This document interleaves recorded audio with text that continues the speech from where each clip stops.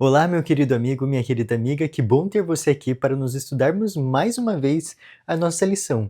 E essa vez é a última lição do nosso livro de Êxodo, né?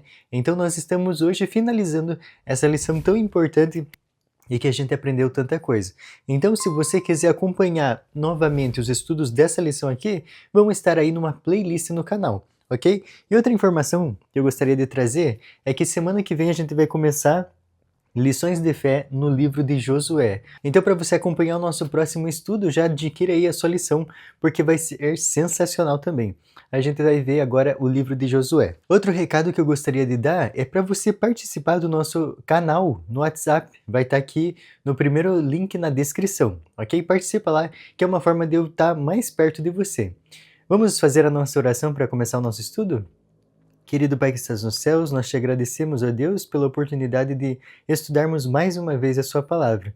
Pedimos que o Senhor esteja conosco nesse momento, em nome de Jesus. Amém. A lição dessa semana vai falar sobre o tabernáculo, então fechando com chave de ouro a nossa lição sobre Êxodo. E olha só o verso para memorizar. Então a nuvem cobriu a tenda do encontro, e a glória do Senhor encheu o tabernáculo. De dia a nuvem do Senhor repousava sobre o tabernáculo, e de noite havia fogo nela, à vista de toda a casa de Israel, em todas as suas jornadas. Você já parou para pensar que espetáculo que foi esse momento onde eles viram a glória de Deus ali no tabernáculo? Que momento impressionante! Né? Então vamos para a nossa introdução. A principal tarefa do povo de Deus, tanto no Antigo Testamento quanto para os nossos dias hoje, são três. A primeira delas é ter um relacionamento profundo com Deus. A segunda, adorá-lo e servi-lo. E a terceira, que é a principal de todas, é testemunhar do seu amor. Nós precisamos ser testemunhas vivas do poder de Deus. E olha só quantos milagres ele já fez na tua vida, quantas vezes ele já te livrou, já te salvou. Isso a gente tem que contar para as outras pessoas, porque quando a gente conta, principalmente da nossa fé, as pessoas são atraídas a Cristo, e essa é a nossa missão. Então a lição vem pontuar exatamente isso, eu achei muito importante. Vamos para a nossa parte de domingo, que vai trazer o título O Sábado do Senhor. Tem três objeções que eu gostaria de falar aqui com você, que são objeções que as pessoas usam para falar que o sábado não foi feito para a humanidade. A primeira delas é falar que o sábado foi feito para os judeus. Errado. O sábado foi instituído na criação. Então, se você for ali em Gênesis 1 e capítulos 1 e 2, você vai ver que o sábado foi instituído quando não tinha nação nenhuma ainda na Terra. Então não tinha judeu, não tinha alemão, não tinha brasileiro. Foi numa época onde Deus criou o homem, tá? Então o sábado foi instituído para a humanidade. A segunda objeção que as pessoas podem falar sobre o sábado é que o sábado foi instituído no Sinai, mas não. Como você pode ver, e nós estudamos já em um vídeo aqui, nós vimos que a lei do Sinai foi dada no capítulo 20, só que no capítulo 16 de Êxodo já se falava sobre o sábado, onde a gente pode ver ali sobre o maná. Outra objeção que eu já ouvi pessoas falarem é que falam que Deus, ele falou sobre o sábado como um dia de guarda, só que ele falou para a gente ter um dia de guarda, então você pode escolher qualquer um deles. Isso também está errado, porque em toda a Bíblia a gente vê Deus falando sobre o sábado, e não sobre você escolher um dia para adorar Ele. Então, tem até uma história interessante de um carinha que foi pro exército, e aí ele passava por várias cidades. Quando chegava numa cidade, ele mandava uma carta para a noiva dele. E aí, contando o que estava acontecendo ali, só que quando ela respondia, ele já mudava de cidade, e aí ele não recebia as cartas dela. Até o momento que ele chegou na última cidade, estava pronto para ir para casa, e aí ele mandou uma última carta para a noiva dele, falando o seguinte: olha, eu não sei se você é minha noiva, eu não tenho recebido cartas suas, mas eu estou voltando para casa. Se você for ainda minha noiva, quando eu chegar em casa, quando eu chegar de trem, né, na nossa cidade, coloque um lenço amarelo na janela. Ele estava muito na expectativa para ver se tinha esse lenço na janela. E aí ela não colocou só esse lenço amarelo na janela, como colocou lençol e tantos outros panos que eram amarelos na janela. Essa história faz a gente pensar o quê? Se fosse outra cor que ela colocasse, ele não ia entender nada. Então você viu como era específico, tinha que ser amarelo, porque foi o que ele pediu. Então, da mesma forma, Deus pedindo as coisas para nós. Quando ele pede, tem que ser exatamente do jeito que ele pediu. a gente vê histórias na Bíblia como de Caim e Abel, Deus pediu exatamente uma coisa. Caim foi lá, levou frutos, como a gente pode ver no capítulo 4 de Gênesis. Deus aceitou? Deus não aceitou. Por quê? Porque não era o que Deus tinha pedido. Deus foi categórico, tinha uma coisa para fazer e precisava ser feita daquele jeito. Outra coisa, como a gente pode ver que Deus é um Deus de ordem e decência, foi o tabernáculo. Então, exatamente o que a gente está estudando essa semana. O tabernáculo foi direcionado vários capítulos só para falar dos detalhes que era para ser a construção. Então, é interessante que Deus foi muito detalhista, muito criterioso para construir esse tabernáculo. Por quê? Porque ele é um Deus de ordem. Então, quando Deus pede uma coisa, a gente não vai doutrinar Deus falando assim, ele pediu desse jeito, mas pode ser desse jeito. Quem somos nós? Então fica muito importante essa pontuação que a lição trouxe aqui em domingo, porque a gente tem que pensar nisso. Nós não podemos adaptar a Bíblia à nossa vida. Nós temos que adaptar a nossa vida à Bíblia, ok? Então vamos ler ali Êxodo 35, versículos 1 a 3, para ver o que a Bíblia está falando para nós. Tendo Moisés convocado toda a congregação dos filhos de Israel, disse-lhes: São estas as palavras que o Senhor ordenou que se cumprissem. Trabalhareis 6 dias, mas o 7º dia vos será santo, o sábado do repouso solene ao Senhor. Quem nele trabalhar morrerá. Não acendereis fogo em nenhuma das vossas moradas no dia de sábado.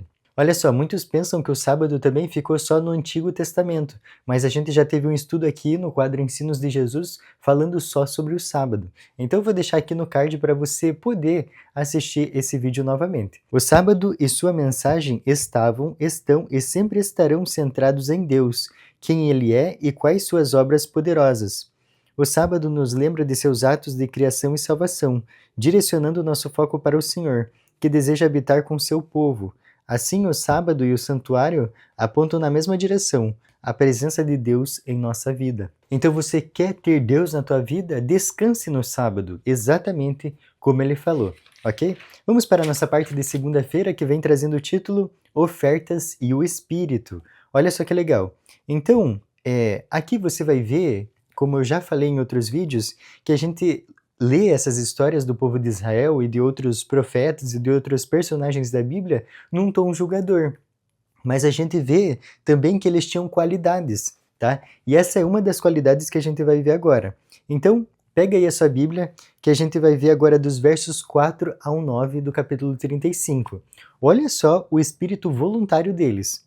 Diz assim: Disse mais Moisés a toda a congregação dos filhos de Israel: Esta é a palavra que o Senhor ordenou, dizendo: Tomai do que tendes uma oferta para o Senhor. Cada um de coração disposto voluntariamente a trará por oferta ao Senhor: ouro, prata, bronze, estofa azul, púrpura, carmesim, linho fino, pelos de cabra, peles de carneiro, tintas de vermelho, peles finas, madeira de acácia, azeite para a iluminação, especiarias para o óleo da unção e para um incenso aromático, pedras de ônix e pedras de engaste para a estola sacerdotal e para o peitoral. Olha só, foi exatamente isso que Deus pediu. Olha o tanto de coisas. Então, pedras preciosas, entre outros tecidos, né? E aí, qual que foi o resultado do povo de Israel?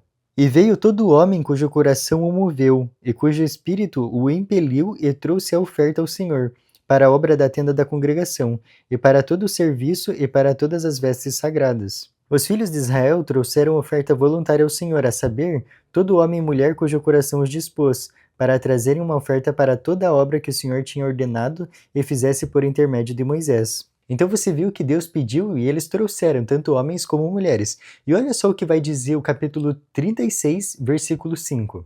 E disseram a Moisés: O povo traz muito mais do que é necessário para o serviço da obra que o Senhor ordenou se fizesse. Então ordenou Moisés, e a ordem foi proclamada no arraial, dizendo: Nenhum homem ou mulher faça mais obra alguma para a oferta do santuário. Assim o povo foi proibido de trazer mais, porque o material que tinham era suficiente para toda a obra que se devia fazer e ainda sobejava. Vocês viram que a gente sempre julga o povo de Israel? Mas olha só, nos nossos dias, será que a gente é tão voluntário como esse povo foi? Então eles trouxeram de tudo, tanto que extrapolou o que precisava para o templo. E olha só, outra informação que a gente vai ver aqui no capítulo 35 é dos versos 30 a 35. A gente vai ver que quando Deus pede alguma coisa, ele nos capacita. Olha só o que diz. Disse Moisés aos filhos de Israel: Eis que o Senhor chamou pelo nome a Bezalel, filho de Uri, filho de Ur, da tribo de Judá. E o Espírito de Deus o encheu de habilidade, inteligência e conhecimento em todo artifício, e para elaborar desenhos e trabalhar em ouro, em prata e em bronze, e para lapidação de pedras de engaste, e para entalho de madeira, e para toda sorte de lavores. Também lhe dispôs o coração para ensinar a outrem, a ele e a Auliabe, filho de Aizamaque, da tribo de Dan. Encheu-os de habilidade para fazer toda a obra de mestre, até a mais engenhosa, e a do bordador em estofo azul, em púrpura, em carmesim e em linho fino, e a do tecelão, sim, toda sorte de obra e a elaborar desenhos. Então, olha só que legal como Deus, através do Espírito Santo, habilitou esses dois homens a fazer todas as peças do templo. Ser cheio do Espírito Santo não é um processo mágico e nem quer dizer que a gente vai receber dons espirituais especiais. Para promover a obra de Deus e cumprir a missão, ele capacita os seus servos a cumprir os seus objetivos com muita habilidade. Então, é plenamente o Espírito Santo que capacita. Tem um verso em Eclesiastes que eu acho muito interessante da gente pontuar bem nesse momento, que está lá em Eclesiastes 9, versículo 10. Olha só o que diz: Tudo quanto te vier a mão para fazer, faze-o conforme as tuas forças. Então você percebe que quando a gente vai fazer qualquer coisa, a gente precisa fazer o nosso melhor. E aqui Aholiabe e Bezalel com certeza não fizeram pelas coxas. Eles fizeram tudo que precisava ser feito no templo. Tanto que a gente viu ali no nosso verso para memorizar que a presença de Deus se manifestou na frente deles, ou seja, ele aceitou tudo que foi feito. Vamos para a nossa parte de terça-feira que diz: o tabernáculo é construído. Então, pegue a sua Bíblia, volta lá em Êxodo, a partir do capítulo 36, que você vai ver uma informação muito relevante. Olha só, então, a partir do verso 8, você vai ver que começa a construção do tabernáculo. Então, aqui a partir do verso 8 do capítulo 36, você vê as cortinas do tabernáculo, né? Então você vira a página aí e vai vendo tudo o que Deus pediu. A coberta de peles e as tábuas, o véu, o reposteiro e as colunas, a arca, o propiciatório, a mesa, o altar de incenso, o candelabro.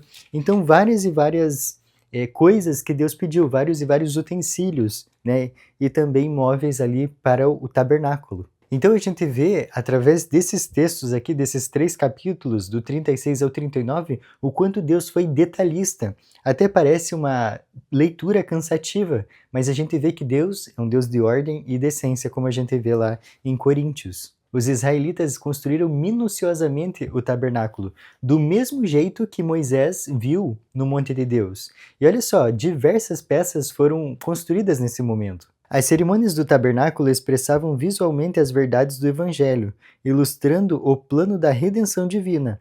As diversas cerimônias retratavam como Deus odeia o pecado e lida com ele, como salva os que se arrependem, qual será o destino dos ímpios e como o Senhor garantirá uma eternidade gloriosa sem a presença do mal. Então, quando você vai estudando, e olha, o que a gente acabou de ler aqui, é que tudo era um simbolismo, nada era em vão, falando de tabernáculo. E eles tinham, nesse momento, 2 cerimônias, uma cerimônia diária e outra anual, que era o dia da expiação. Então, a cerimônia diária queria representar uma coisa bem específica para o povo, que é a seguinte: os serviços diários do santuário, Deus garantia que os arrependidos teriam seus pecados perdoados. Já o serviço anual, que é o dia da expiação, ilustrava como Deus eliminaria o pecado, resolvendo esse problema e garantindo uma eternidade livre do mal. Então essa foi uma forma de Deus fazer eles entenderem o que era o grande conflito, como tudo ia acabar. Então diariamente eles participavam dessa cerimônia, e então eles entendiam perfeitamente o que acontecia. E olha só, vamos para a nossa parte de quarta-feira que diz: a presença de Deus no tabernáculo. Como eu já falei anteriormente, eu acho muito importante a gente tentar imaginar esse momento. Então o último capítulo do livro de Êxodo, ele descreve com perfeição como que aconteceu esse momento. E lembrando que esse foi o ponto alto da jornada de Israel no deserto. Então pensa que oportunidade que eles tiveram de ver a presença de Deus nesse momento. Pegue aí a sua Bíblia e veja o capítulo 40. Olha só, dos versos 1 até o 15 é Deus mandando Moisés levantar o tabernáculo.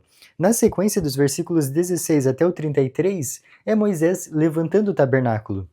E quando ele termina ali no versículo 33, que diz assim: Levantou também o átrio ao redor do tabernáculo e do altar e pendurou o reposteiro da porta do átrio. Assim Moisés acabou a obra. É interessante esse momento aqui, onde cita que Moisés acabou a obra, porque no Antigo Testamento tem 3 vezes que é citado que uma obra acabou. A primeira é no fim da criação, então como a gente pode ver lá em Gênesis. A segunda é exatamente aqui, quando Moisés termina o tabernáculo. E a terceira é quando Salomão termina o templo, que você pode ver lá em 1 Reis 7. Essa conexão entre a criação e o santuário de Israel aponta para uma dimensão cósmica, quando o Senhor habitará com os redimidos na Nova Jerusalém, que será o tabernáculo de Deus. Para a gente finalizar essa parte de quarta-feira, vamos ver novamente o que a gente leu no verso para memorizar, que é Êxodo 40, versículo 34. Então a nuvem cobriu a tenda da congregação, e a glória do Senhor encheu o tabernáculo. Que momento legal, que momento espetacular. E olha, a gente está aqui para se preparar para um momento muito mais glorioso, que é a volta de Jesus, né? Vamos para a nossa parte de quinta que diz: Jesus fez sua tenda com a humanidade. Então vamos ver João 1,14, para a gente começar essa parte de quinta-feira? E o Verbo se fez carne e habitou entre nós, cheio de graça e de verdade, e vimos a sua glória, glória como do unigênito do Pai. A encarnação de Jesus é um mistério, bem como uma ciência que os redimidos estudarão por toda a eternidade. Durante sua encarnação, Jesus armou seu tabernáculo com a humanidade. Imagina que oportunidade indescritível, o Deus do universo, então que fez galáxias e galáxias que a gente não tem noção da dimensão que seja, ele veio aqui para habitar conosco, para a gente entender que o nome dele é Emanuel, Deus conosco. Tem muitos versos na Bíblia que a gente lê, só que a gente não para entender o que eles representam, na verdade. E olha só, a gente viu aqui o quanto Deus queria se relacionar com o seu povo. Um povo que não merecia, um povo que reclamava, que murmurava. De várias formas eles não mereciam, mas mesmo assim Deus amava o seu povo. Da mesma forma que Ele ama a nós hoje. E é tão interessante quando a gente para pensar que Ele não precisava ter a gente, mas mesmo assim Ele ama nós. Eu gostaria de ler um verso com você que está lá em Apocalipse 3, versículo 20. Olha só o convite que Deus faz para mim e para você nessa manhã. Eis que estou à porta e bato. Se alguém ouvir a minha voz e abrir a porta, entrarei em sua casa e cearei com ele e ele comigo. Você vê que mesmo a gente não merecendo, a gente pecando todos os dias, Deus mesmo assim quer estar conosco. E olha só, tem um ponto aqui que a gente precisa ler para você ver o quanto Deus ama esse povo humano, né? Então um pouquinho mais para frente, em Apocalipse 21, dos versículos 1 ao 3. Olha só o que diz. Vi novo céu e nova terra, pois o primeiro céu e a primeira terra passaram, e o mar já não existe. Vi também a cidade santa, a Nova Jerusalém, que descia do céu da parte de Deus ataviada como noiva adornada para o seu esposo. Então ouvi grande voz vinda do trono dizendo: Eis o tabernáculo de Deus com os homens. Deus habitará com eles. Eles serão povos de Deus e Deus mesmo estará com eles. Pensa em quantos mundos Deus poderia morar, mas Ele escolhe morar conosco. A gente não consegue entender a dimensão do amor de Deus, porque o amor humano é condicional. Então, se a pessoa faz alguma coisa boa, você tende a amar aquela pessoa. Mas agora, se ela faz alguma coisa ruim, você já deixa de amar. Só que o amor de Deus, a gente não consegue medir. Mesmo que você faça o pior pecado da sua vida, Ele continua te amando. E isso a gente nunca vai conseguir entender. Vamos para a nossa parte de sexta-feira, o nosso estudo adicional? Tem um texto aqui que reitera tudo que a gente trabalhou anteriormente. Olha só o que diz. A construção do santuário foi precedida por um ato divino de redenção, a saber, a libertação de Israel do poder escravizador do Egito. Esta, por sua vez, foi sucedida pela disposição divina de entrar em um relacionamento de aliança permanente com seu povo. Ele seria o Deus dos israelitas e eles se tornariam seu povo. Da mesma forma aqui que a gente vê que Deus queria ser o Deus do povo de Israel, Deus quer ser o seu Deus hoje também. Para isso, você precisa apenas se entregar a Ele diariamente. Olha só, se fosse uma coisa difícil, se Deus pedisse assim, para você ser meu filho, você tem que ir para Israel 3 vezes no ano. Você não ia fazer? Com certeza você faria, porque é Deus que está pedindo. Mas Ele pede uma coisa tão simples, só entregar o coração a Ele. E isso você pode fazer agora mesmo. Então se entregue a Ele, não perca mais tempo, seja o Filho de Deus. Eu fico por aqui e te espero na próxima semana para nós começarmos o livro de Josué, ok?